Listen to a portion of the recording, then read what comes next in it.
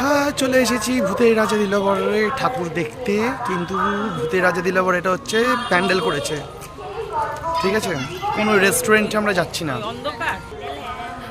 এই চলে এসেছি ভূতের রাজা দিলবরে। এইটা হচ্ছে মেন ভূত, জমভূত কিংভূত যে ভূতই বলো না কেন। চলো একটা ছবি তুলে নিই সাট করে। বাহ, এইটা হচ্ছে মুনছাতলা হয়েছে, চন্দ্রনগর মুনছাতলা, খলিছানি মুনছাতলা, সরি।